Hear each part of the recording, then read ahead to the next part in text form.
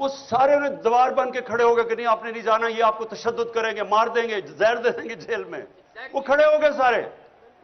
और जो वो लड़े हैं, मैं आपको बताऊं, इतनी पुलिस बंदूकें चला रहे हैं, वो बेचारी समाबिया वो देख रहे हो औरत आ रही है, निशाना लेके उसके ऊपर वो कारतूस चलाता है। यानी ये किधर होता है ऐसे? वो कौन से हम जुल्म कर रहे थे, क्या कर रहे थे? पॉलिटिकल लोग हैं, पाकिस्तानी हैं। आप देखिए, या तो वो लग रहा था फलस्तीनी है और या लग रहा था मकबूजा कश्मीर है।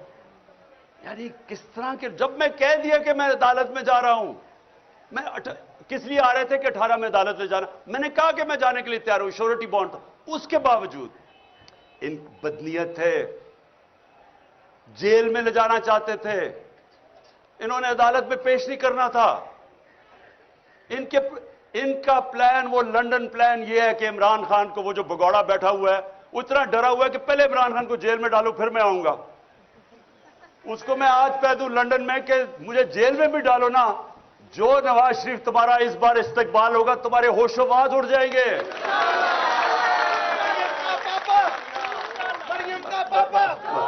अच्छा, अब जो वो नौजवानों ने जेल में नहीं डालना उनका प्लान है, रस्ते से हटाना। जी, तो जो वो नौजवानों ने जिस तरह खड़े हुए, और मैं कोई सोया नहीं, सुबह के 12 बजे 1 बजे, ख्वातीन भी 12-1 बजे तक सारी रात जागे रहे। थोड़े से लोग थे कई दफा, क्योंकि उन्हें इतनी टेयर गैसें कि लोग बेचारे बर्दाश्त नहीं कर सकते थे।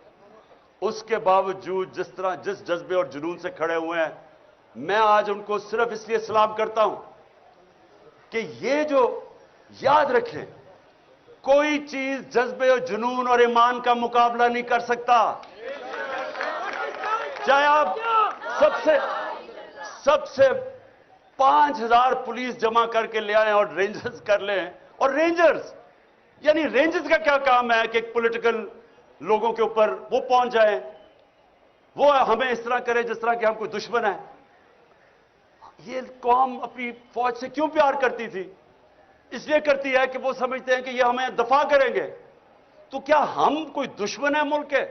ये जो चोर ऊपर बैठा दिए हैं, जिनके अरबों डॉलर बाहर पड़े हुए हैं, चोरी करके पैसा बाहर, इनकी ईदें बाहर, इनके इलाज बाहर, इनकी शॉपिंग बाहर, इनके टब्बर सारा बाहर, उनके लिए खड़े होकर और हमारे जैसे लोगों के ऊपर इस तरह का बर्ताव करते हैं। ये तो अपने मुल्क में नफरतें फैला रहे हैं, अपनी सबसे बड़ी पार्टी को अपने इदारे के खिलाफ खड़ा कर रहे हैं। ये तो कोई दुश्मन दुआ करेगा कि पाकिस्तान में ये हो जाए। यही इस पाकिस्तान में हुआ था। क्या हुआ था कि सबसे बड़ी जमात के खिलाफ हमने फौज खड़ी कर दी। तो क्या सबक नहीं मिला कि मुल्क टूट गया था?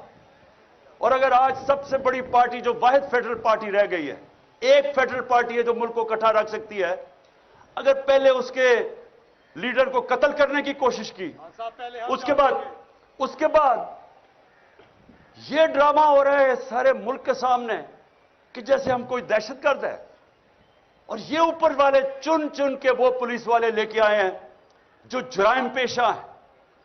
इनके ऊपर हमने इलेक्शन कमीशन को कहा था कि 25 मई को इन्होंने हमारे ऊपर तशद्दुद किया, इनको ना लेके आए, उन्हीं को ला के ऊपर बैठा दिया।